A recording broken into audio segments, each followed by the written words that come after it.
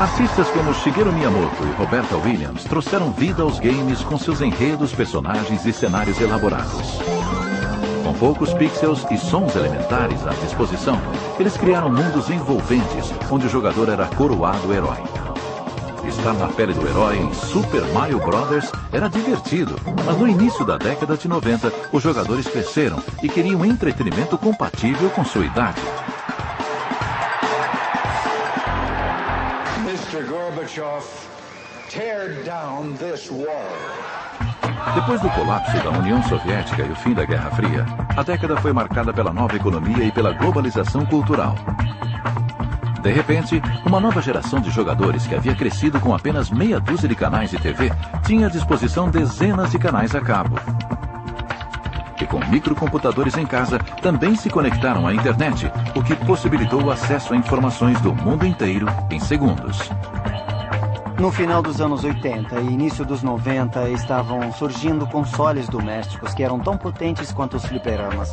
E tudo isso cabia em pequenos aparelhos. As pessoas começaram a se dar conta que a mesma tecnologia usada para lançar naves espaciais estava disponível no computador de casa. Para muitos, era o fim da trajetória do herói. Os jogadores trocaram suas coroas por cabelos espetados, carros velozes e mulheres atraentes. Surgiram os anti-heróis do videogame. E os jogadores mais velhos adoraram. Acho que muita gente ainda não tinha percebido que a geração Nintendo já estava crescidinha, mas ainda queria jogar videogame, da mesma forma que as pessoas mais velhas que viram TV ou filmes na infância ainda queriam ver TV ou filmes, só que com temas adultos. Uma empresa de videogame chamada Sega Enterprises ofereceu justamente isso. Similar à Nintendo, a Sega era uma fábrica de brinquedos que lançou sucessos como o fliperama Frogger nos anos 70 e mais tarde um console chamado Sega Master System nos anos 80. Buscando mercado em regiões que a Nintendo não alcançava, o console vendeu excepcionalmente bem na Europa e no Brasil. Mas em 1983, a Sega foi afetada pela crise do videogame.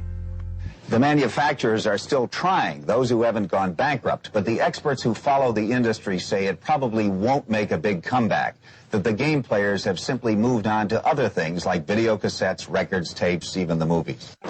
Mal sabiam eles que o ramo do videogame ainda não estava condenado. A Sega não desistiu. Em vez disso, apostou mais uma vez na renovação do mercado e lançou no Japão o Sega Mega Drive, um console de 16 bits para concorrer com o Nintendo Famicom de 8 bits. Com o dobro de poder de processamento, o Mega Drive suportava gráficos e sons superiores. Na época dos 8 bits, era possível criar games simples como Donkey Kong, Pong e jogos desse tipo. Quando se passou para os 16 bits, já dava para abordar uma variedade muito maior de assuntos. Havia games de esportes e de aventura muito bons, que contavam histórias. Já era possível fazer versões muito melhores em todos os gêneros. Essa nova tecnologia surgiu em boa hora. Quando os primeiros jogadores de Pong cresceram e começaram a trabalhar, as empresas de videogame tentaram atrair os jogadores mais jovens da geração do Super Mario Bros., que agora estavam entrando na faixa dos 20 anos da idade. Quando o Sega Mega Drive foi exportado para os Estados Unidos, foi rebatizado de Sega Genesis. E para atrair os jogadores um pouco mais velhos, foi vendido com um game de um porco-espinho voador com traços humanos. Se o Mario era bonitinho e tinha carisma, o Sonic era um personagem veloz que entusiasmava e que agradou bastante a geração de adolescentes do começo da década de 90. E como eles haviam crescido, o Sonic era um personagem mais apropriado para eles. No começo dos anos 90, o Nintendo ainda era o videogame dominante. Hoje sabemos que o seu principal chamariz era o encanador italiano e fofinho chamado Mario. Mas a Sega percebeu que os consumidores estavam interessados em uma coisa diferente, principalmente depois do lançamento do console Sega Genesis. O poder de processamento era maior e os personagens, em vez de pularem de cogumelo em cogumelo e continuarem a saltar até mudar a tela, podiam correr em velocidades maiores. O Sonic falava de mobilidade e de velocidade. Eu acho que o cabelo espetado do personagem ou os pelos ásperos do porco-espinho reforçavam essa sensação. A Sega estava tentando criar um personagem irreverente que se aproximasse do caráter rebelde que os meninos adolescentes tinham. O Sonic era o personagem perfeito. Ele é um anti-herói, já que ele não encarna qualidades muito heróicas. Ele tem um quê de egoísmo, mas é isso que o deixa tão divertido. Em alguns casos, os personagens menos nobres eram os mais engraçados e, portanto, os mais divertidos de se jogar. Mas antes que o Sonic invadisse as telinhas, houve outro anti-herói que conquistou os corações de milhares de fãs adultos dos games de aventura. Larry Laffer era o nome do personagem de uma série chamada Leisure Suit Larry. Ele era um sujeito meio careca e desajeitado, com um traje inconfundível, um malandro de meia-idade carismático que tentava seduzir mulheres bonitas. A minha ideia era criar um anti-herói.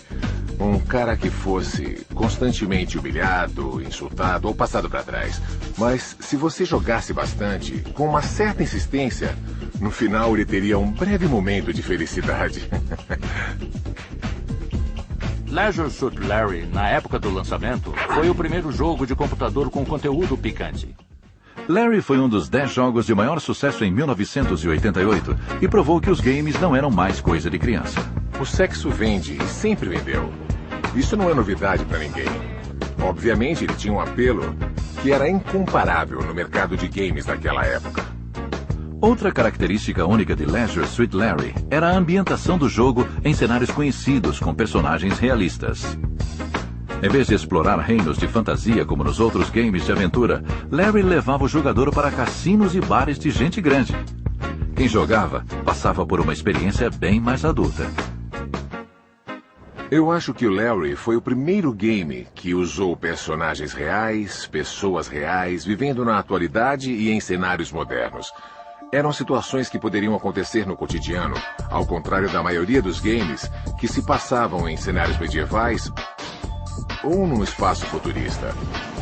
Eu não tinha percebido isso na época, nem planejei nada. Eu só sabia que não queria concorrer com esse ou aquele videogame e que existia uma lacuna bem no meio que me pareceu uma brecha perfeita.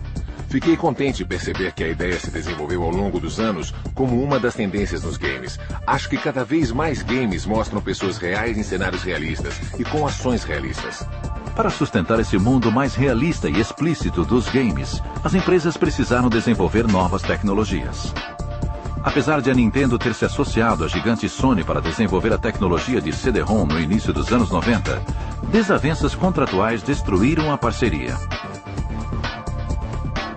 Em vez de trabalhar com outra empresa de videogame, a Sony decidiu continuar sua pesquisa e acabou desenvolvendo o seu próprio console, o Sony PlayStation. A Sony lançou o PlayStation 1 porque se deu conta de que havia uma geração de jovens entre 18 e 21 anos, ou ainda mais, que ainda queria jogar videogame. Essa geração cresceu jogando videogame e queria continuar jogando. E apesar disso, o que a Nintendo estava fazendo e o que a Sega estava fazendo ainda parecia coisa de criança. Então a Sony penetrou nesse nicho de mercado, lançando um console com uma aparência um pouco mais sofisticada.